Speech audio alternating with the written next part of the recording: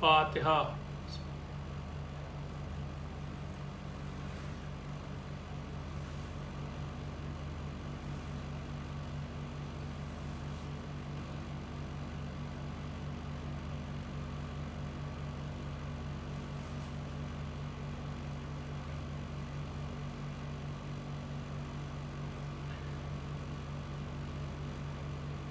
اعوذ باللہ من الشیطان الرجیم، بسم اللہ الرحمن الرحیم، الحمد للہ رب العالمین، والحمد للہ الذی جعل لنا لسانا وشفتین وہدانا النجدین، والحمد للہ الذی ہدانا لہذا وما كنا لنهتدي لولا أن هدانا الله، لقد جاءت رسل ربنا بالحق، ثم الصلاة والسلام على سلسلة الأنبياء والمرسلين، أولها آدم وآخرها خاتم، وفي وسطها نوح وإبراهيم وإسماعيل وإسحاق ويعقوب ويوسف ويونس وداود وسليمان وموسى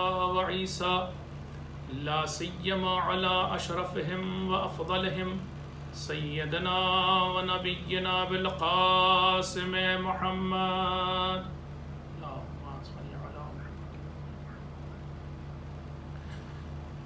وعلى أهل بيته الطيبين الطاهرين المعصومين الذين أذهب الله عنهم الرجس وطهرهم تطهيرا، اللهم صل على محمد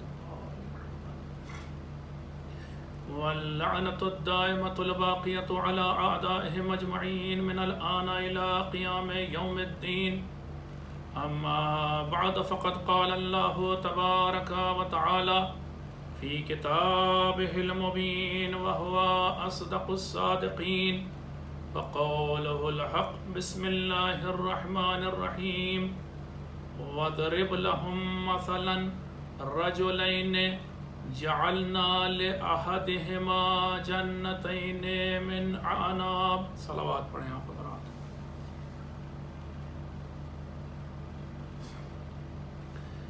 جیسا کہ آپ جانتے ہیں کہ اس عشرہ محرم میں میرا موضوع سورہ مبارکہ کہف ہے، یعنی قرآن مجید کا 18واں سورہ سورہ کہف۔ اس سورے کو جیسا کہ میں نے عرض کیا آپ کی خدمت میں، الگ الگ سیکشنز میں، الگ الگ پورشنز میں، الگ الگ حصوں میں بانٹا جا سکتا ہے، اور اس سورے میں موٹے طور پر 5 داستانیں نقل ہوئی ہیں، 5 قصے، 5 واقعات نقل ہوئے ہیں، جن میں سے ایک تو جناب آدم کا قصہ ہے، اور وہی قصہ کہ شیطان نے ان کے سامنے سجدہ کرنے سے منع کر دیا تھا، وہ قصہ ہے کہ جو آپ برابر سنتے رہتے ہیں، اور دوسرے سوروں میں بھی وہ قصہ آیا ہے۔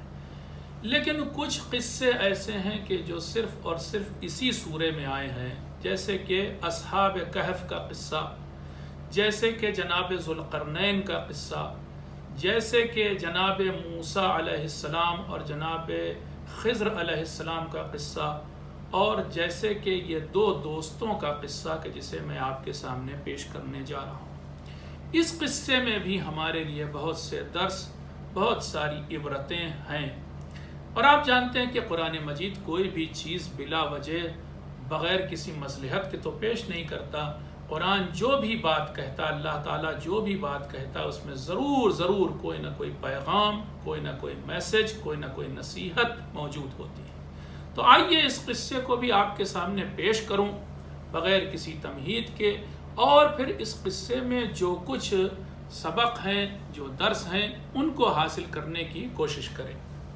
قصہ شروع ہوتا ہے آیت نمبر 32 سے، اور کنٹینیو ہو کر کے آیت نمبر 44 تک سورہ کہف کی جاتا ہے، یعنی کل ملا کر کے تقریباً 13 آیتوں پر مشتمل یہ واقعہ یا قصہ ہے کہ جو قرآن مجید میں بیان ہوا ہے۔ 2 دوستوں کا قصہ ہے۔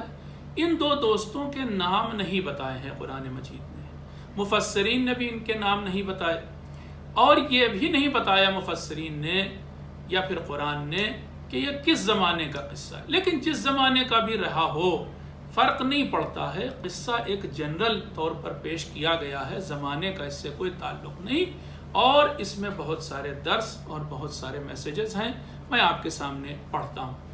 پہلی ہی آیت اس قصے کی یعنی آیت نمبر 32، اس میں ارشاد ہو رہا ہے وَضْرِبْ لَهُمْ مَثَلَ الرَّجُلَيْنِ، اے پیغمبر آپ ان کے سامنے دو لوگوں کا، دو مردوں کا، دو آدمیوں کا قصہ پیش کیجئے، مثال دیجئے۔ کیا ہے؟ جَعَلْنَا لِأَحَدِهِمَا جَنَّتَيْنِ مِنْ أَعْنَابٍ، ہم نے ان میں سے ایک کو انگور کے دو باغ دیے تھے، دو باغ دیے، اس کے بعد وَحَفَفْنَاهُمَا بِالنَّخْلٍ وَجَعَلْنَا بَيْنَهُمَا زَرْعًا، اور پھر ہم نے ان دو باغوں کو گھیر دیا تھا، کس چیز سے؟ کھجور کے درختوں سے، پہلے بیچ میں انگور کا باغ اور چاروں طرف کھجور کا باغ، اور پھر اس کے بعد وَجَعَلْنَا بَيْنَهُمَا زَرْعًا، پھر ان دو باغوں کے درمیان بہت بڑا بہت وسیع کھیت تھا کہ جو ہم نے اس انسان کو دیا تھا۔ ابھی یہیں پر اللہ کی نعمت نہیں تمام ہوئی، میں ابھی ایک ایک کر کے آپ کو نعمت گنا بھی دوں گا۔ کِلْتَا الْجَنَّتَيْنِ آتَتْ أُكُلَهَا وَلَمْ تَظْلِم مِّنْهُ شَيْئًا، یہ دونوں باغ خوب پھل دیتے تھے اور پھل دینے میں ذرا بھی کمی نہیں کرتے تھے۔ پھر اور اس میں کیا خاص بات تھی؟ وَفَجَّرْنَا خِلَالَهُمَا نَهْرًا، اور ان دونوں باغوں کے درمیان ہم نے یعنی اللہ تعالیٰ نے نہر جاری کی تھی۔ تو یہ ساری نعمتیں ایک دوست کو ان میں سے دی ہوئی تھی۔ اب میں نعمتوں کو آپ کے سامنے گنوانا شروع کرتا ہوں۔ پہلی بات تو یہ کہ قرآن مجید کہہ رہا جعلنا لأحدہما جنتین من اعناب، ان میں سے ایک دوست کو دو انگور کے باغ دیے تھے، ایک باغ بھی نہیں دو باغ دیے۔ اچھا اعنابن کا لفظ استعمال ہوا ہے، اس کا مطلب یہ ہے کہ طرح طرح کے انگور تھے، قسم قسم کے انگور تھے، ہر ذات کا کہہ لیں، ہر بریڈ کا انگور تھا کہ جو اس میں پایا جاتا تھا، بہت وسیع باغ تھے۔ اس کے بعد آگے ان دونوں باغوں کے دونوں چاروں طرف، عام طور سے ہمارے باغوں کے چاروں طرف دیوار ہوتی ہے یا پھر چاروں طرف کٹیلے تار لگے ہوتے ہیں یا کوئی میڑ وغیرہ بنی ہوتی، لیکن اللہ تعالیٰ نے بجائے یہ کہ دیوار ہوتی، بجائے یہ کہ کٹیلے تار ہوتے، اللہ تعالیٰ نے دیکھیے کیا انتظام کیا، ان دونوں انگوروں کے باغ کی حفاظت کے لیے ان دونوں باغوں کو گھیر دیا کھجور کے درختوں سے۔ وہ خود بڑی ویلیوبل چیز، کھجور بہت قیمتی چیز، اس سے گھیر دیا، اور اس کے بعد ان دونوں باغوں کے درمیان اللہ تعالیٰ نے کھیتی دی۔ قرآن کی لفظیں بھی ہیں، ان دونوں کے درمیان کھیت، بڑا وسیع کھیت۔ پھر ان دونوں باغوں کے درمیان ایک نہر جاری کی جس سے دونوں کی سچائی ہو سکے، دونوں کو پانی مل سکے۔ پھر ایسے باغ تھے کہ جو خوب پھل دیتے تھے اور اس میں ذرا کمی نہیں کرتے تھے، یہ ایک اور نعمت۔ پھر اس کے بعد ایک نعمت آگے چل کر قرآن نے بیان کی کہ وَكَانَ لَهُ ثَمَرٌ، اور ان دونوں باغوں سے اس مالک کو خوب فائدہ ہوتا تھا، بڑی آمدنی ہوتی تھی، خوب بکتا تھا، پھل بھی اس کا بہترین، پھل سب کچھ بہترین، یہ بکتا تھا۔ آپ سمیٹ کے سب کہوں کہ اللہ نے ہر چیز اس انسان کو دے دی تھی، اس دور کے حساب سے ریلم پیل تھی ہر چیز کی، نعمتوں کی بوچھار، بارش کر دی۔ اب کیا ہوا آگے؟ یہ تو بارش کی اللہ تعالیٰ نے، اب آگے وہ کیا کہتا ہے دیکھیے، یہ بھی آپ کو بتا دوں، وسیع زمین ہو کسی کے پاس، بہت اچھی اس میں سچائی کا بھی انتظام ہو، اکثر ایسا ہوتا ہے کہ سچائی کے لیے نہر بہت دور ہوتی ہے، یہاں تو نہر بھی دونوں باغوں کے بیچ میں تھی، ادھر بھی سچائی ہو سکتی، ادھر بھی سچائی ہو سکتی، تو ہر چیز بہترین۔ تو یعنی اگر اللہ کی نعمت کا شکر ادا کرنا چاہے انسان تو بھی سارے موقع فراہم تھے، اور اگر کفران نعمت کرنا چاہے اور بہکنا چاہے تو بھی سارا زمینہ فراہم تھا۔ بہکنے کے لیے بھی یہی ساری چیزیں چاہیے ہوتی۔ آدمی کو جب مال ملتا ہے، جب پیسہ ملتا ہے، جب دولت ملتی تو سب سے پہلے وہ بہکتا ہے۔ میں اس بارے میں آپ کے سامنے کچھ باتیں قرآن مجید سے ہی پیش کروں گا۔ آپ وہ سورہ علق کی آیت پڑھتے رہتے ہیں، کیا ارشاد ہوا اس میں؟ ان الانسان لیطغی ان رآہ استغنی، انسان تو طغیان کرتا ہے جب وہ اپنے کو مستغنی پاتا ہے، یعنی جیسے ہی اس کے پاس پیسہ آتا ہے نا، تو پیسہ آیا نہیں کہ انسان بگڑا نہیں، پیسہ آیا نہیں کہ انسان منحرف ہوا نہیں۔ البتہ یہ نہ کہیے گا کہ مولانا کہہ رہے تھے کہ پیسہ بری چیز ہے، نہیں، کم ایسا ہوتا ہے، ایسا بہت کم ہوتا ہے کہ انسان پیسہ آنے کے بعد، مال دولت آنے کے بعد بھی صحیح راستے پر رہے۔ برے راستے پر چلنے کے بہت سارے مواقع فراہم ہو جاتے ہیں۔ میں آپ کے سامنے چند واقعات آپ کی خدمت میں قرآن مجید سے ہی پیش کرتا ہوں۔ بڑا مشہور واقعہ ہے قارون کا۔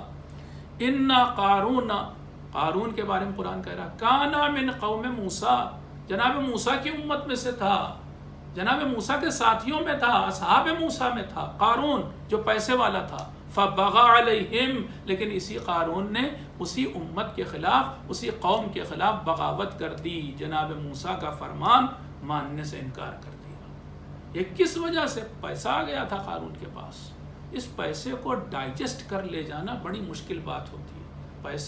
پیسہ کوئی بڑی چیز نہیں، پیسے کو پچا لے جانا، ڈائجسٹ کر لے جانا بہت مشکل چیز ہوتی ہے۔ تو بہرحال ایک مثال قارون کی ہے، قرآن مجید دے رہا ہے کہ پہلے قارون جو ہے وہ قوم موسیٰ میں سے تھا، لیکن فبغى علیہم، اور قرآن مجید یہ بھی کہہ رہا ہے کہ اللہ تعالیٰ نے قارون کو کتنی دولت دی تھی۔ وَآتَيْنَاهُمْ مِنَ الْكُنُوزِ مَا إِنَّ مَفَاتِحَهُ، ہم نے قارون کو اتنے خزانے دیے تھے، اللہ تعالیٰ کہہ رہا ہم نے قارون کو اتنے خزانے دیے تھے کہ ان کی صرف چابیاں اور کنجیاں، کئی لوگ وہ بھی بہت جسیم، بہت قد و قامت والے، بڑے مضبوط لوگ، کئی لوگ مل کر کے صرف کنجیاں اٹھاتے تھے۔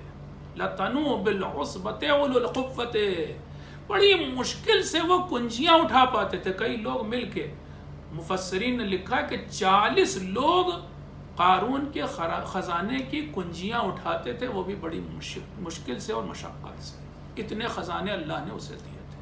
فبغى علیہم، لیکن بغاوت تو اسی قارون نے کی، اور پھر اتنی دور چھٹکا راہ راست سے، جو سچا راستہ تھا اس سے اتنی دور گیا کہ جہنمی ہو گیا۔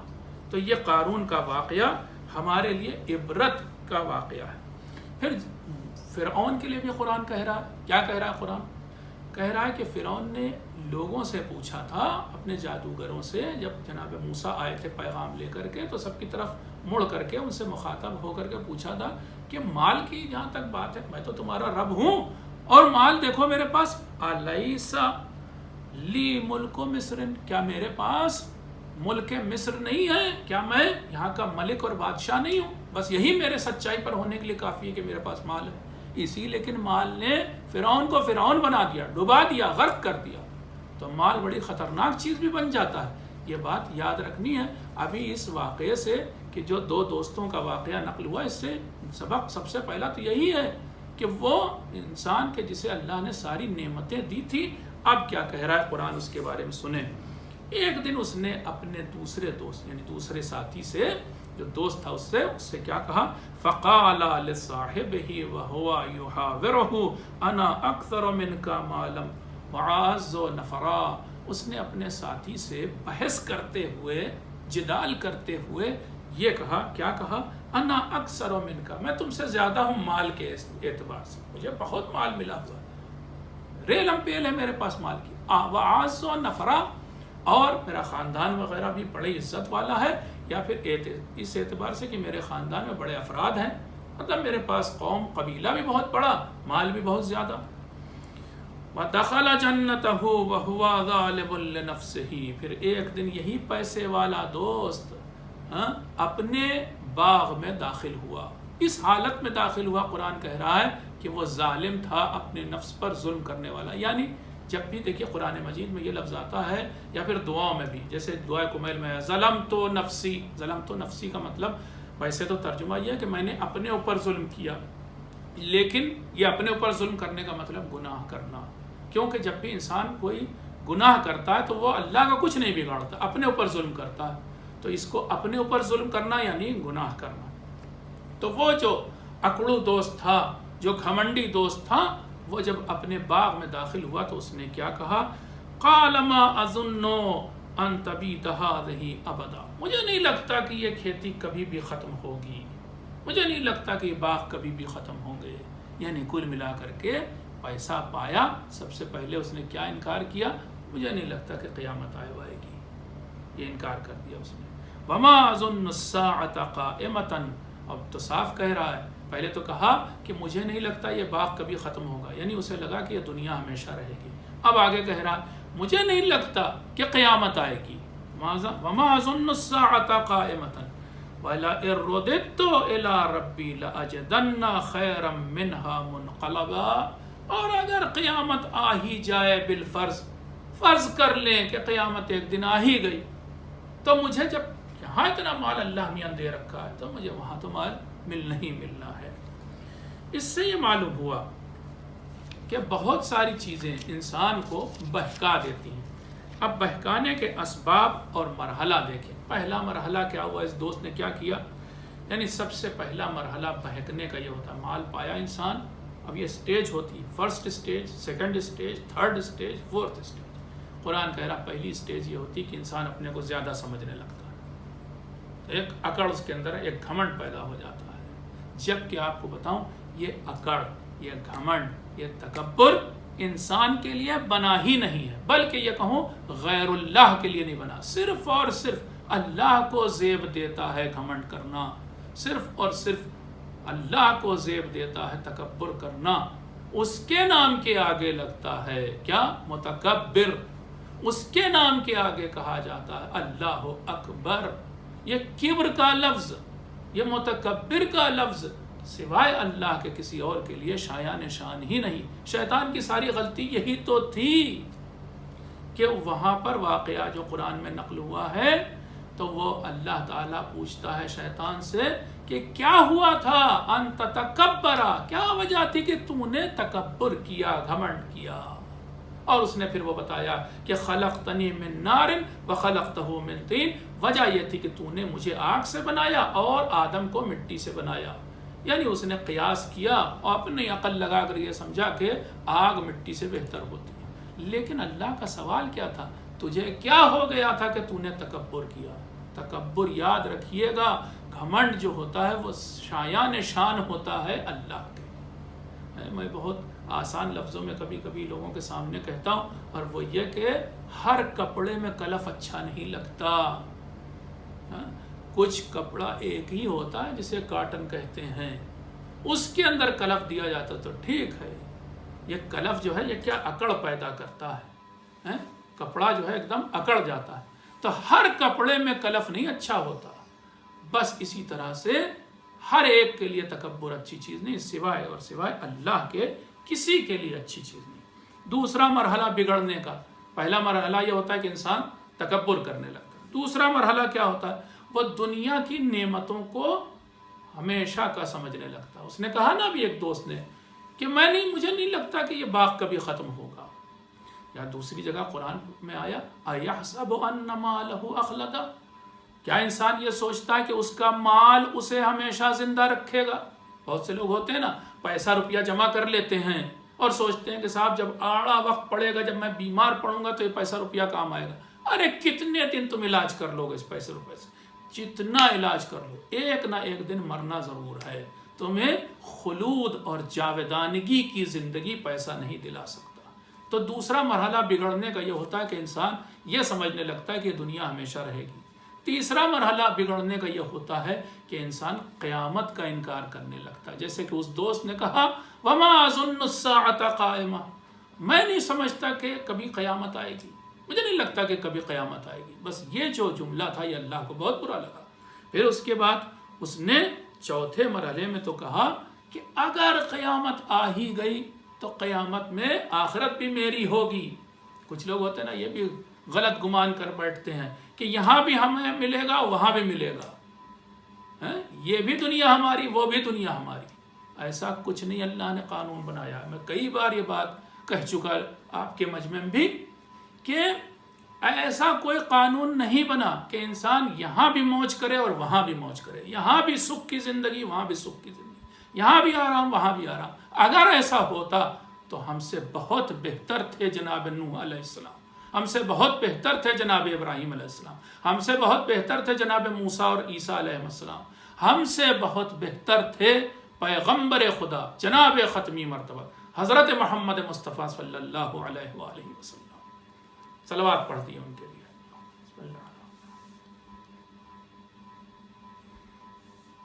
پھر ان نبیوں نے پتھر کیوں کھائے؟ یہ نبی کانٹوں پہ کیوں چلے؟ ان کی زندگی کیوں اتنی تکلیف میں گزری؟ اور پھر آگے بڑھیں تو اماموں کا سلسلہ ہے۔ ہم سے بہت بہتر تھے امیر المومنین، ہم سے بہت بہتر تھے امام حسین علیہ السلام، پھر انہیں اپنا سر کیوں کٹانا پڑا؟ پھر بھوک اور پیاس کو کیوں برداشت کرنا پڑا؟ کیونکہ اللہ نے قانون بنایا ہے، یہاں پر زحمت وہاں پر رحمت۔ اگر اس قانون کو تم بائی پاس کرنا چاہو گے تو نہیں کر سکو گے۔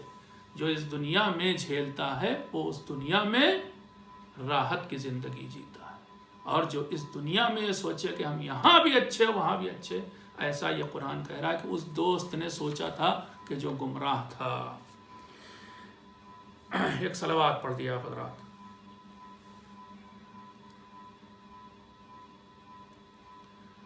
تو کل ملا کر کے وہ دوست یہ ثابت کر رہا تھا کہ میری جنت ہے، یہاں تو ہمیں ملی ہے وہاں بھی ہماری جنت ہے، جنت پر ہمارا قبضہ ہے۔ ہم بھی جانے انجانے میں عزیزو کچھ ایسا ہی ثابت کرتے ہیں دوسری شکل میں۔ جب ہم یہ بحث کرتے ہیں کہ ہمارا فرقہ حق پہ اور دوسرا والا باطل اور جنت تو ہماری ہے، یا پھر فرقے کی حد تک نہیں تو اپنی حد تک ہم ہی جنت میں جائیں گے، یہ انسان تو جہنم میں جائے گا، یا اندر اندر یہ فکر ہمارے اندر رہتی ہے۔ ہم دوسروں کو عمل کے اعتبار سے بدتر سمجھتے ہیں، یا کبھی عقیدے کے اعتبار سے بدتر سمجھتے ہیں، لیکن نہ معلوم کتنے لوگ ہیں کہ جو ہم سے بہتر ہیں، بلکہ شاید ان لوگوں کی تعداد کروڑوں اربوں میں ہوگی جو ہم سے بہتر ہیں، اور ان کے جنت میں جانے کے چانسز ہم سے بہت زیادہ ہیں۔ آپ یاد رکھیے، ہم مسلمان بہت غلط کام کرتے ہیں، اور وہ غلط کام کیا ہے کہ ہم اسی دنیا میں یہ طے کرنا شروع کر دیتے ہیں کہ کون جنت میں جائے گا اور کون جہنم میں جائے گا، جبکہ ہم ہی مسلمان دن میں 5 بار اللہ کے سامنے کھڑے ہو کر یہ کہتے ہیں مالک یوم الدین، قیامت کے دن کا تو مالک تو ہے، فیصلہ تو تو کرنے والا ہے، جنت میں کون جائے گا جہنم میں کون جائے گا یہ تو تو طے کرے گا۔ لیکن ہم جانے انجانے میں وہ کام کہ جو اللہ قیامت کے دن کرنے والا، اس کا سارا کام ہم یہیں انجام دے دیتے ہیں۔ ہم یہیں طے کر دیں کہ فلاں صاحب جہنمی ہیں، فلاں صاحب جنتی ہیں، فلاں فرقہ جہنمی فلاں جنتی، جبکہ اسلام کی بنیادی تعلیم یہ ہے کہ اسلام کہہ رہا مالک یوم الدین، دیکھو یوم الدین کا مالک تو اللہ ہے۔ واقعہ یاد آ گیا، آپ کی خدمت میں عرض کروں کہ ایک بار جناب امیر المؤمنین علی ابن ابی طالب علیہ السلام نے ایک شخص سے کہا کہ اگر قرآن مجید میں ایک آیت نہ ہوتی تو میں تم میں سے ہر ایک کو بتا دیتا کہ کس کا کیا انجام ہونے والا ہے، یعنی کون جنت میں جانے والا ہے کون جہنم میں، لیکن اس ایک آیت کی وجہ سے میں نہیں بتا سکتا۔ کیوں؟ وہ ایک آیت ہی ایسی ہے کہ جس کا وہی جو ہمارے یہاں اکثر محاورے میں کہا جاتا ہے کہ استاد سب کچھ شاگرد کو سکھا دیتا مگر ایک چیز پھر بھی نہیں سکھاتا، ویسی بات ہے تقریباً اللہ نے ہر چیز کا علم، یا ہر چیز نہ کہیں بہت سی چیزوں کا علم اہل بیت کو دے دیا، اپنے انبیاء کو دے دیا بہت سی چیزوں کا علم، لیکن بہت سی چیزوں کا نہیں دیا۔ اور ان میں سے ایک چیز یہ ہے کہ جو امیر المومنین کہہ رہے ہیں کہ اگر ایک آیت نہ ہوتی، وہ آیت کون سی ہے؟ یمحو اللہ ما یشاء ویثبت، اللہ جو چاہتا ہے لکھا ہوا، یعنی قسمت میں لکھا ہے کسی کی یہ جنت میں جائے گا، اللہ چاہتا ہے تو اسے مٹا دیتا ہے، ویثبت چاہتا ہے تو اسے لکھا ہوا چھوڑ دیتا ہے۔ تو یہ جو آخری موقع پر اللہ مٹائے گا یا لکھا ہوا چھوڑ دے گا، اس کی خبر اس نے اپنے خاص بندوں کو بھی نہیں دی، یہ سب اللہ ہی جانتا ہے۔ اور اللہ کی رحمت تو سب کے شامل حال ہو سکتی، بس کفار کافر کو نہیں کہہ رہا ہوں، لیکن گناہ گاروں کے شامل حال ہو سکتی ہے، اور ہمیں امید ہی اس سے ہے کہ اللہ ہم پر رحمت کرے گا۔ اور روایات میں آیا ہے کہ تم دیکھتے ہو جو کچھ اللہ کی رحمت اس دنیا میں، یہ اس رحمت کا 100واں حصہ ہے کہ جو وہ روز قیامت اپنی ظاہر کرے گا۔ تو پھر جب 100ویں حصے میں ہم دیکھ رہے ہیں کہ الحمدللہ ہماری زندگی اتنی اچھی گزر رہی ہے، دل دھڑک رہا ہے، سانسیں آ رہی ہیں اور کھا رہے ہیں، پی رہے ہیں، اس کی نعمتیں ہی نعمتیں ہیں ہر طرف، تو پھر آخرت میں کیوں ہم نعمت سے نا امید ہو جائیں؟ ایک صلوات پڑھ دیا آپ حضرات۔ آئیے میں اب واقعے میں اور قصے میں آگے بڑھتا ہوں۔ اور جب اس کے دوست نے، اس اکڑو دوست، اس گھمنڈی دوست کے سامنے والا دوست جو بیچارہ ذرا غریب تھا، اس کے پاس اتنا بڑا باغ بھی نہیں تھا، لیکن وہ مومن تھا، اب اس نے جب یہ بات سنی اس گھمنڈی دوست کی کہ یہ تو قیامت کا انکار کیے دے رہا ہے، اور یہ تو گویا ایک طریقے سے قیامت کا انکار کا مطلب اللہ کا انکار کہ یہ روز قیامت نہیں، یعنی حساب و کتاب نہیں، یعنی اللہ نہیں، تو پھر اب اس نے اس کو نصیحت کرنی شروع کی۔ سب سے پہلی بات یاد رکھیے، ہم ایسے لوگ، آپ ایسے لوگ ایسے موقع پر خاموش ہو جاتے ہیں۔ ہم دیکھتے ہیں کوئی صاحب غلط راہ پہ جا رہے ہیں تو ہم یہ سوچتے ہیں ہم سے کیا، خاموش رہو بہتر ہے، تکلف سے کام لیتے ہیں۔ ارے مولانا معلوم نہیں آپ کو، بڑا سینسٹیو، بہت سینسٹیو ہیں لوگ۔ ارے سینسٹیو ہوں گے، لیکن اسلام اس سے زیادہ سینسٹیو ہے۔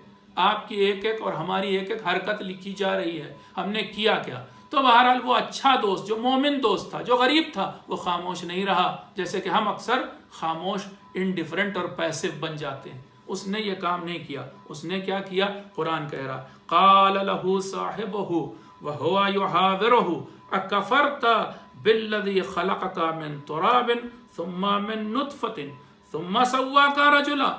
اس نے پوچھا کیا تم کفر کر رہے ہو، کیا تم انکار کر رہے ہو اس خدا کا کہ جس نے تمہیں پیدا کیا مٹی سے، پھر تمہیں نطفہ بنایا، پھر نطفے سے تمہیں پورا انسان بنا دیا؟ تم اس خدا کا انکار کر رہے ہو۔ یہ قیامت کا انکار یعنی خدا کا انکار، تم اس کا انکار کر رہے ہو۔ تو پہلی بات یاد رکھیے، وہ دوست خاموش نہیں رہا۔ ہماری اور آپ کی شرعی ذمہ داری قرآن مجید طے کر رہا ہے۔ اللہ سے دعا ہے کہ بحق اہل بیت علیہم السلام، بحق انبیاء، بحق اوصیاء، ہم کو یہ توفیق دے کہ ہم ایسے موقعوں پر نصیحت کریں، تبلیغ کریں، اسلام کا پیغام بیان کریں۔ تو اس نے بہرحال خاموشی نہیں اختیار کی اور اس نے جو ہے وہ تبلیغ کرنی شروع کر دی۔ اب میں آپ کو یہاں بتا دوں اس موقع پر روک کر کے کہ دوست اکثر ہم لوگ دوست بناتے ہیں، خاص طور سے یہ حصہ جو ہے میری تقریر کا، یہ میری مجلس کا نوجوانوں کے لیے ہے کہ دوست بناتے وقت ہم کچھ بھی نہیں دیکھتے، کسی کو بھی دوست بنا لیتے ہیں۔ ایسا نہیں ہے، اسلام نے معیار طے کیے، بہت روایات ہیں، بہت ساری حدیثیں، کئی موٹی موٹی کتابیں آپ کو دوستی کے اوپر جو واقعات، روایات ہیں اس پر مل جائیں گی آپ کو۔ لیکن میں تو بس چند باتیں کہ دوست میں کیا دیکھو، سب سے پہلی چیز اس کا کردار اچھا ہو، پھر اس کے بعد وہ خود سچا ہو، امانت دار ہو، رازدار ہو، یہ سب میں حدیث کی روشنی بول رہا ہوں، معاف کرنے والا ہو، شجاع ہو، بہادر ہو، صابر ہو، صبر کرنے والا ہو، متواضع ہو، ہمبل ہو، اور سخی ہو یعنی جنرس ہو، عقل مند ہو یعنی عقل رکھتا ہو، ریزنیبل باتیں کرتا ہو۔ یہ ساری خوبیاں اور اس کے علاوہ بھی بہت سی خوبیاں اسلام نے بتائیں کہ جو دوست میں ہونی چاہیے۔ اب میں سب سے اہم بات جو آپ کی خدمت میں عرض کرنا چاہتا ہوں، میں نے جب یہ روایت یا حدیث سب سے پہلی بار پڑھی تھی تو مجھے بڑی عجیب سی لگی تھی، لیکن بعد میں نے سوچا کہ کتنی خوبصورت بات کہہ دی اور کتنے اچھے انداز میں۔ حضرت امام جعفر صادق علیہ السلام فرماتے ہیں، احب اخوانی الی من اہدی الی عیوبی، میرا سب سے پسندیدہ دوست، وہ دوست مجھے سب سے زیادہ محبوب ہے جو میرے عیبوں کی طرف مجھے متوجہ کرے، یہ بتائے کہ میرے اندر کمی کیا ہے۔ البتہ یہ حدیث امام نے اپنے لیے نہیں کہی تھی، امام میں تو کوئی کمی نہیں تھی، کوئی عیب نہیں تھا، وہ معصوم تھے۔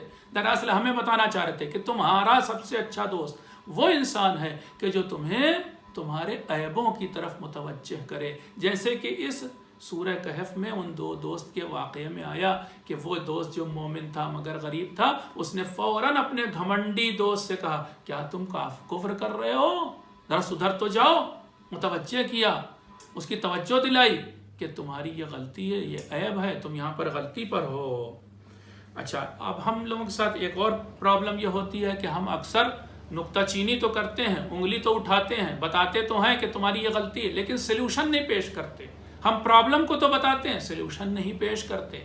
اس دوست نے ایسا نہیں کیا، قرآن کہہ رہا ہے کہ اس نے سلوشن بھی بتایا۔ اب اس کا سلوشن دیکھیے کیا کہہ رہا ہے، لَكِنَّ هُوَ اللَّهُ رَبِّي، یاد رکھو ہمارا رب اللہ ہے، وَلَا أُشْرِكُ بِرَبِّي أَحَدًا، اور دیکھو میں اپنے لیے کہہ رہا، میں تو کسی کو اس رب کا شریک نہیں بناتا۔ وَلَوْلَا إِذْ دَخَلْتَ جَنَّتَكَ قُلْتَ مَا شَاءَ اللَّهُ لَا قُوَّةَ إِلَّا بِاللَّهِ، کاش تم نے جب تم اپنے اس باغ میں آ رہے تھے، قدم رکھ رہے تھے اور اتنا خوبصورت باغ دیکھ رہے تھے، پھلوں سے لدا ہوا باغ دیکھ رہے تھے، کاش تم نے اس وقت یہ کہا ہوتا ماشاء اللہ۔ ماشاء اللہ کا مطلب آپ سمجھتے ہیں، جو اللہ چاہے وہی ہوتا ہے، سبحان اللہ، ماشاء اللہ، اس پر تم اللہ کا شکر ادا کرتے اور یہ کہتے لا قوت الا باللہ، یہ کہتے کہ اللہ کے ذریعے جو قوت ہے بس وہی ہے، اللہ کے سوا کوئی معبود نہیں، اللہ کے سوا کوئی رازق نہیں، اللہ کے سوا کوئی منعم نہیں۔ کاش تم یہ کہتے، جبکہ تم نے تو اس کا الٹا کہا، تم نے کہا مجھے نہیں لگتا کہ یہ باغ کبھی ختم ہوگا، یہ دنیا کبھی ختم ہوگی، مجھے نہیں لگتا کہ قیامت کبھی آئے گی۔ اس کی جگہ اگر تم یہ کہتے ماشاء اللہ لا قوت الا باللہ، تو اس دوست نے نہ صرف یہ کہ بتایا کہ تمہاری غلطی کیا ہے، بلکہ یہ بھی بتایا کہ تمہیں کہنا کیا چاہیے، سلوشن کیا ہے پرابلم کا۔ ایک صلوات پڑھ دیا حضرات۔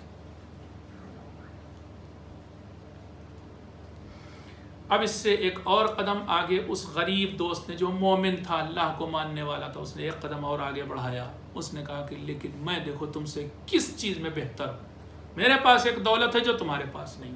وہ دولت کیا ہے؟ اس نے کہا ان ترنے، اگر تم دیکھو تو، مجھے دیکھو تو، انا اقل منک مالا و ولدا، بالکل صحیح ہے، میرے پاس مال بھی کم ہے اور اولاد بھی کم ہے۔ تمہارے پاس مال بھی زیادہ، اولاد، بیویاں اس زمانے میں شاید زیادہ تھی، تمہارے پاس اولاد بھی زیادہ، قوم قبیلہ بھی بڑا، ہمارے پاس مال بھی کم اور اولاد بھی کم، لیکن میں سیٹسفیکشن رکھتا ہوں، مجھے اطمینان ہے، اتنے ہی پر میں اللہ کا شکر ادا کرتا ہوں۔ یہ ہے سب سے بڑی دولت کہ جسے اسلام میں قناعت کہا جاتا ہے۔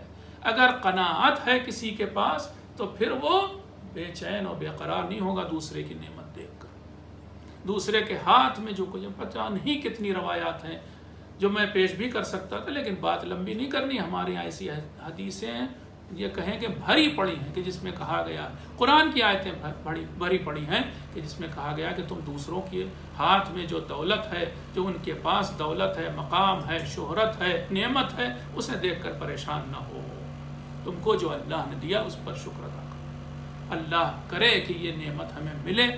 کون سی نعمت؟ قناعت کی نعمت، کہ جس پر ہم اللہ تعالیٰ کا شکر ادا کریں۔ ایک صلوات پڑھ دیا اللہ۔ اب اس کے بعد اگلی آیت میں یہ نہیں کہ بات ابھی ختم ہو گئی، اب اس غریب دوست نے ایک امید بھی ظاہر کی، یہ نہیں کہ امید کے بغیر تھا وہ، ٹھیک ہے، اس نے کہا کہ ٹھیک ہے میرے پاس آج مال نہیں ہے، کوئی بات نہیں، لیکن ہمیں امید بھی نہیں چھوڑنی چاہیے، یہ بھی بہت اچھی بات کہی۔ قناعت کا مطلب یہ نہیں کہ ہم اللہ سے کوئی امید نہ لگائیں، ہمیں اللہ اس سے بھی زیادہ دے سکتا ہے اور دے، اللہ کرے، دعا بھی کریں۔ تو اس نے کیا کہا؟ فَعَسَىٰ رَبِّي أَن يُؤْتِيَنِي خَيْرًا مِّن جَنَّتِكَ، ممکن ہے اللہ کل کو مجھے تجھ سے بھی بڑے 2 باغ دے دے۔ کیا اس میں اللہ کے خزانے میں کوئی کمی تو نہیں؟ تو یہ چیز اور آگے کہی، قناعت کا مطلب یہ نہیں کہ جو مل گیا اسے کھا کے سو رہے۔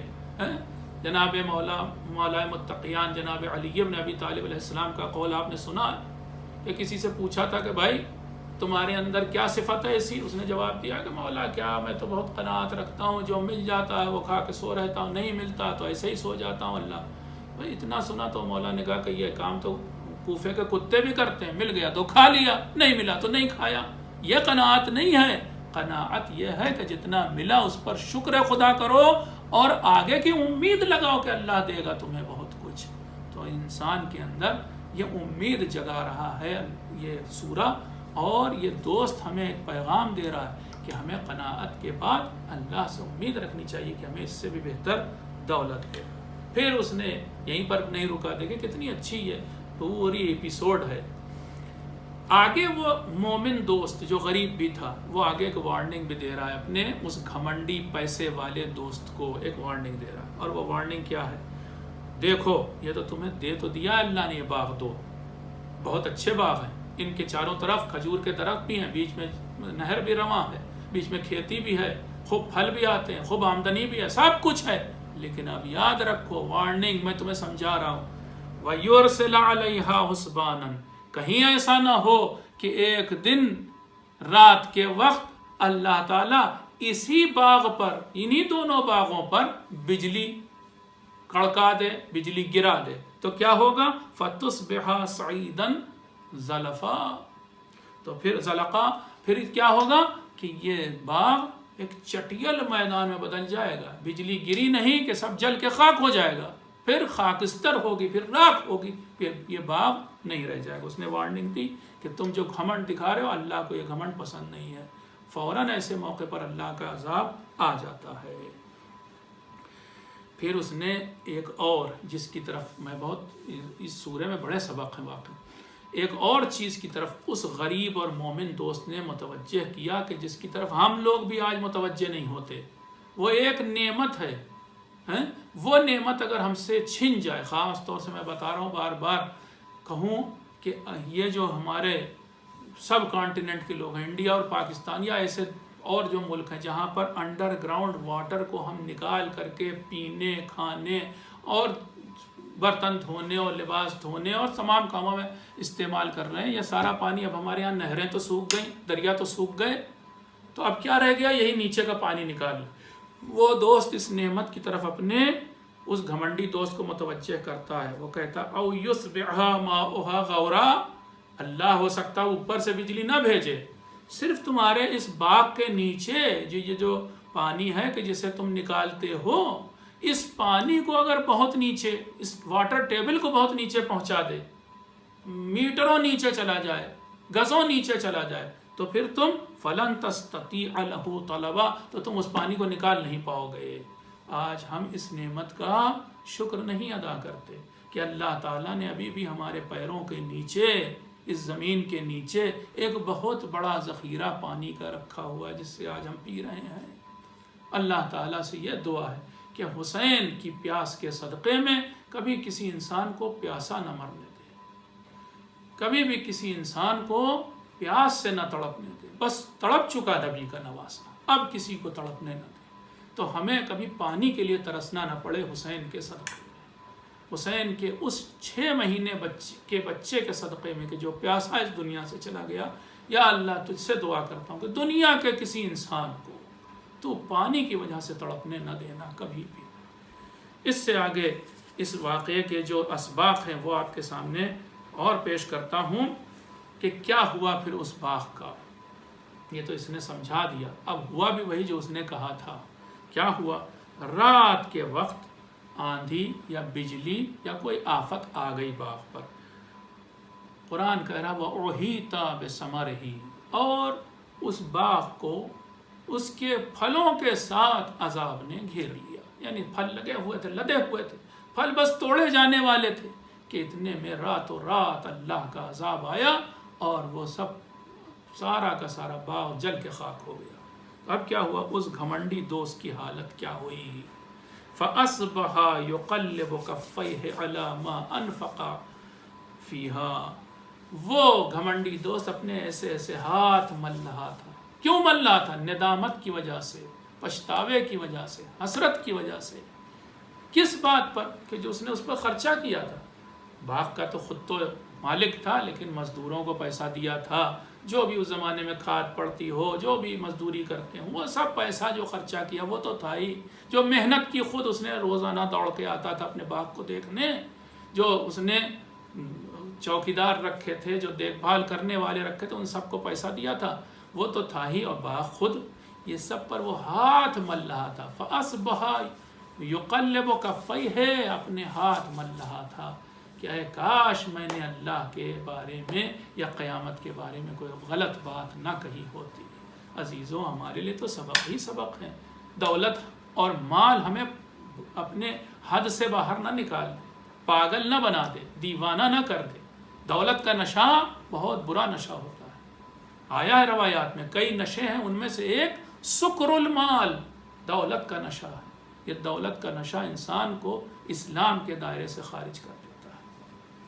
ایک اور واقعہ آپ کی خدمت میں اسی دوست کے بارے میں پیش کرتا ہوں، دوستی کے سلسلے میں، اور اس کے بعد آپ کی زحمت کو تمام کرتا ہوں. قرآن مجید میں چونکہ وہ واقعہ آیا ہے، دیکھیے اس کی آخری اس گھمنڈی دوست کے الفاظ میں پڑھ دوں تاکہ پھر اس کے بعد آپ دیکھیں کہ وہ والا قصہ میں کیوں پڑھ رہا ہوں. وہ افسوس کے بعد کہہ رہا تھا کیا؟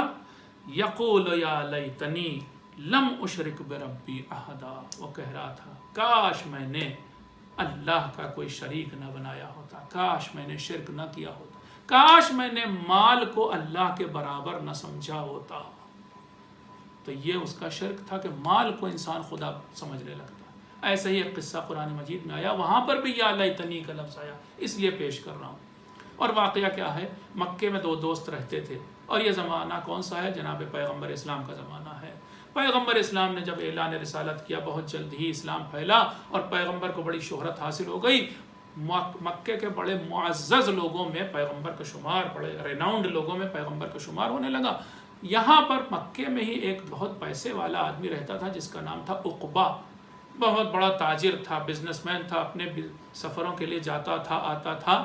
اس کی ایک عادت تھی کہ جب بھی کسی بزنس ٹرپ پہ جاتا تھا لوٹ کے آتا تھا تو مکے کے تمام ایلیٹ لوگوں کو، تمام معزز لوگوں کو بلا کر کے دعوت کرتا تھا. جب پیغمبر کا بڑا نام ہوا تو اس نے سوچا اس بار جب میں لوٹوں گا تو اب کی ان کو ضرور دعوت دوں گا. آیا وہ لوٹ کر کے پیغمبر کو بلایا. پیغمبر نے کہا بھائی میں تمہارے گھر نہیں آ سکتا، میں اس شرط پہ آ سکتا ہوں، پہلے تو معذرت چاہتا ہوں نہیں آ سکتا، اگر تم چاہو کہ آؤں ضرور تو اس شرط پہ آ سکتا ہوں کہ تم لا الہ الا اللہ محمد رسول اللہ کہو تو میں آ جاؤں گا. اس نے کہا اتنی سی بات ہے، میں کہنے کو تیار ہوں. اس نے کہہ دیا. لیکن اسی کا ایک بہت قریبی، بہت صمیمی دوست تھا جس کا نام تھا ابی. ابی کو جب یہ پتا چلا کہ یہ تو مسلمان ہو گیا، اس نے کلمہ پڑھ لیا، تو اس نے بڑی اس کی لعنت ملامت کی کہ ارے یہ تم نے کیسے کر دیا. اب وہ بیچارہ اس دوست کی دوستی کی خاطر وہ بولا کہ ارے میں نے تو صرف زبانی کہا ہے، کوئی دل سے تھوڑے نہ کہا ہے. تو اس نے کہا کہ میں تب سمجھوں کہ تم نے دل سے نہیں کہا، صرف زبانی کہا، کہ جب وہ پیغمبر کے بارے میں بولا کہ جب وہ تمہارے گھر آئیں دسترخوان بچھے، توبہ توبہ اس ٹائم تم توہین رسالت کرو اور اپنا لعاب دہن ان کے منہ پہ ڈال دو، یعنی توبہ توبہ ان کے منہ پہ تھوک دو. اس نے کہا کہ اچھا اتنی سی بات ہے. کہا ہاں تبھی میں سمجھوں گا کہ تم میرے دوست ہو. اس نے یہی حرکت جب پیغمبر آئے تو کی. بس جیسے ہی اس نے یہ توہین رسالت کی آیت نازل ہوئی اور اسی کے بارے میں کہ اب یہی دوست کیا کہے گا قیامت کے دن، یہی عقبہ کیا کہے گا، کیا وَيَوْمَ يَعَزُّ الظَّالِمُ عَلَى يَدَيْهِ، روز قیامت یہی ظالم اور کافر انسان اپنا ہاتھ کاٹے گا. ہاتھ کاٹنا عربوں میں تب ہوتا ہے کہ جب بہت زیادہ ندامت ہو، بہت حسرت ہو، بہت پچھتاوا ہو. یقول یا لیتنی اتخذت مع الرسول سبیلا، پھر یہی کہے گا کاش میں اسی راستے پر رہ جاتا کہ جو میں نے رسول کے ساتھ اختیار کیا تھا. پھر یہی کہے گا یا ویلتا، وائے ہو مجھ پر، لیتنی لم اتخذ فلانا خلیلا، کاش میں نے اس ابی نامی شخص کو اپنا دوست نہ بنایا ہوتا، اسی نے مجھے جہنمی بنا دیا، اسی نے مجھے راہ حق سے ہٹا دیا. ہو سکتا تھا کہ روز قیامت اللہ تعالیٰ اسی زبانی لا الہ الا اللہ محمد رسول اللہ کی بنا پر بخش دے اسے. اللہ بڑا کریم ہے، بڑا رحمان ہے، بڑا مہربان ہے. ہو سکتا وہ آج اس نے زبانی طور پر کہا تھا، کل دل سے کہتا یہی جملہ، لیکن اسے اس دوست نے ہٹا دیا صحیح راستے سے. تو عزیزوں یاد رکھیں، اور خاص طور سے ہمارے جوان، کہ کس کو دوست بنانا ہے اور کس کو نہیں بنانا ہے. دوست وہ ہے کہ جسے دیکھ کر کے پیغمبر کہتے ہیں کہ جسے دیکھ کر کے کسی نے پوچھا پیغمبر سے کہ ہم کس کو اپنا دوست بنائیں. ایک صلوات پڑھ دیا تو میں روایت پڑھتا ہوں آپ کے سامنے. ہم کس کو اپنا دوست بنائیں؟ پیغمبر نے کہا کہ وہ کہ جس کا دیدار تمہیں خدا کی یاد دلائے. ہم کس کو اپنا دوست بنائیں؟ وہ کہ جس کا کردار ایسا ہو کہ جو تمہیں نیک راستے کی طرف لے جائے۔ ہم کس کو اپنا دوست بنائیں؟ وہ کہ جس کی گفتار تمہارے علم میں اضافہ کرے۔ بس عزیزو، یہ جو 3 لفظ آ گئے نا، دیدار، گفتار، کردار، اسی سے مجھے ایک اور موقع یاد آیا کہ جب حسین اپنے کڑیل جوان کو رن کی طرف بھیج رہے تھے تو کیا جملہ کہہ رہے تھے؟ اللہم کن انت الشہید علیہم، پالنے والے تو گواہ رہنا اس قوم جفاکار پر۔ لقد برز الیہم غلام اشبہ الناس خلقا و خلقا و منطقا برسولک، جو تیرے رسول سے گفتار کے اعتبار سے، کردار کے اعتبار سے اور رفتار کے حساب سے سب سے زیادہ تیرے رسول سے مشابہ۔ کننا اذا اشتقنا الی زیارت رسولک نظرنا الیہ، جب بھی ہمیں یہ شوق پیدا ہوتا تھا کہ ہم رسول خدا کی زیارت کریں تو ہم علی اکبر کو دیکھتے تھے۔ ارے یہی علی اکبر، سوچیں آپ، مولا امام حسین علیہ السلام کا گھر مدینے میں کتنی دور تھا روضہ رسول سے، لیکن اپنے گھر پر بھی تو ہر وقت حسین کو نانا کی یاد آتی تھی۔ تو جب بھی نانا کی یاد آتی تھی تو ہر وقت نہیں جا سکتے قبر پر، علی اکبر کو دیکھ لیتے تھے۔ ایسے ہی تو تھے نانا، یہی تو رفتار تھی، یہی تو گفتار تھی، یہی تو کردار، ایسے ہی تھے نانا بھی۔ اور یہ سوچ سوچ کر حسین اپنے نانا کی زیارت کرتے تھے۔ عزیزوں، روز عاشور کے واقعات میں ہے، ایک عجیب مخمصے میں تھے حسین اس وقت کے جب جوان بیٹا سامنے آ کر کھڑا ہوا تھا۔ معلوم ہے آپ کو، بنی ہاشم میں سب سے پہلے شہید جناب علی اکبر، چاہتے بھی تھے امام کہ سب سے پہلے میرا بیٹا جائے، اس سے پہلے کہ بھیا حسن کا بیٹا جائے، اس سے پہلے کہ بہن زینب کے بیٹے جائیں، میرا بیٹا پہلے جائے۔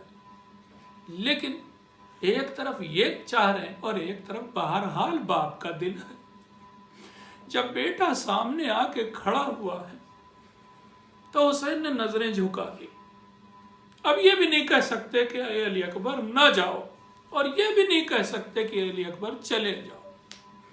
اب ایک بیچ کا راستہ نکالا حسین نے، اے علی اکبر جاؤ ذرا خیمے میں اپنی پھوپھی سے اجازت حاصل کر لو۔ حسین نے اجازت دی، مگر اس طرح سے کہ تھوڑی دیر علی اکبر کی اور زیارت ہو جائے۔ جناب علی اکبر خیمے میں گئے۔ حمید ابن مسلم کہتا ہے کہ بہت دیر سے میں دیکھ رہا تھا کہ حسینی خیمے کا پردہ اٹھتا ہے پھر گر جاتا ہے۔ کوئی جوان ہے کہ جو برآمد ہونا چاہتا ہے خیمے سے، مگر بیویاں اسے اپنے حلقے میں لے لیتی۔ جب بعد میں وہ جوان برآمد ہوا تو پتا چلا کہ وہ علی اکبر ہے۔ اب علی اکبر تمام بیویوں سے رخصت ہو کر کے امام کی خدمت میں پھر آئے۔ امام نے خود سے علی اکبر کو سوار کیا اور آ کر کے در خیمہ پہ کھڑے ہو گئے۔ علی اکبر ادھر رن کی طرف جاتے ہیں، جنگ کرتے ہیں۔ ایک خیمے کے در پر حسین کھڑے علی اکبر کی جنگ دیکھ رہے ہیں، اور دوسری طرف خواتین کے خیمے کے در پہ کھڑی لیلا، جناب ام لیلا حسین کے چہرے کو دیکھ رہی ہیں کہ باپ کا دل ہے، اگر بیٹے پر کوئی برا وقت آئے گا تو خود بخود چہرے کا رنگ متغیر ہو جائے گا۔ جناب لیلا نے دیکھا کہ ایک بار جناب امام حسین علیہ السلام کے چہرے کا رنگ متغیر ہوا، بس پوچھا اے آقا میرے بچے کی خیر تو ہے، میرے بیٹے کی خیر تو ہے؟ کہاں لیلا تمہارا علی اکبر سلامت ہے، مگر دعا کرو کیونکہ تمہارے علی اکبر کے مقابلے میں ایک پہلوان آیا ہے کہ جو شجاعت میں بڑا مشہور ہے۔ ہاں مجھے اپنے بیٹے کی شجاعت پہ بڑا ناز ہے اور بڑا اعتماد ہے، مگر کیا کروں کہ میرا بیٹا پیاسا ہے۔ بس اتنا لیلا نے سنا تھا، مصلی پہ گئیں، ہاتھ اٹھا کے دعا کرنی شروع کی، یا من راد یوسف الی یعقوب، اے وہ پروردگار کہ جس نے یوسف کو یعقوب کے پاس پلٹایا تھا، میرے یوسف کو پلٹا دے۔ لیجئے جناب لیلا کی دعا قبول ہوئی۔ جناب علی اکبر اس پہلوان کو واصل جہنم کر کے واپس پلٹے اور اب آئے باپ کی خدمت میں، آ کر کے ایک جملہ کہا، کاش یہ جملہ علی اکبر باپ سے نہ کہے ہوتے، کیونکہ بعد میں جناب علی اکبر کے جو جملے ہیں اس سے احساس ہوتا ہے کہ پھر باپ کو بار بار ڈھارس دی کہ بابا گھبرائیے گا نہیں۔ کیا کہا کر کے، العطش قد قتلنی، اے بابا جان پیاس مجھے ہلاک کیے دیتی ہے۔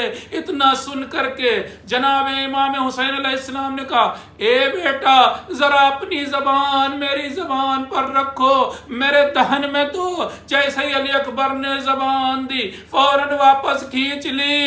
اے بابا آپ کی زبان پر تو کانٹے پڑے ہوئے ہیں، یہ کہہ کر کے علی اکبر اب خود ہی پلٹ گئے اور اب جنگ کرنی شروع کی۔ جب گھوڑے سے گرے عزیزو، بس ایک بات بتانا چاہتا ہوں، ہر مجاہد گرتا تھا حسین کو مدد کے لیے پکارتا تھا، لیکن علی اکبر جب گھوڑے سے گرے تو یہ کہنا شروع کیا، بابا جان آپ پر سلام ہو، لیکن گھبرائیے گا نہیں، میری پیاس بجھانے کو جناب رسول خدا تشریف لائے ہیں اور میرے دادا امیر المومنین تشریف لائے ہیں۔ ادھر حسین علی اکبر کے جنازے کی طرف بڑھے، اب جو جا کے دیکھا تو واقعاً جنازہ تھا۔ ارے ہاں بعض روایات میں ہے کہ علی اکبر میں رمق باقی تھی، نیزے کی انی لگی ہوئی تھی، لیکن دوسری روایت کیا کہتی ہے کہ باپ نے جا کر جب بیٹے کو دیکھا تو کس عالم میں دیکھا، فقطعوہ اربن اربا، بیٹے کا لاشا ٹکڑا ٹکڑا ہو چکا تھا۔ حسین نے ایک مشت خاک اٹھائی اور ایک جملہ کہا، علی الدنیا بعدک العفا، اے میرا لال تیرے بعد اس دنیا کی زندگی پر خاک ہے۔ وَسَيَعْلَمُ الَّذِينَ ظَلَمُوا أَيَّ مُنقَلِبٍ يَنقَلِبُونَ إِنَّ لِلَّهِ وَإِنَّا إِلَيْهِ راجعون۔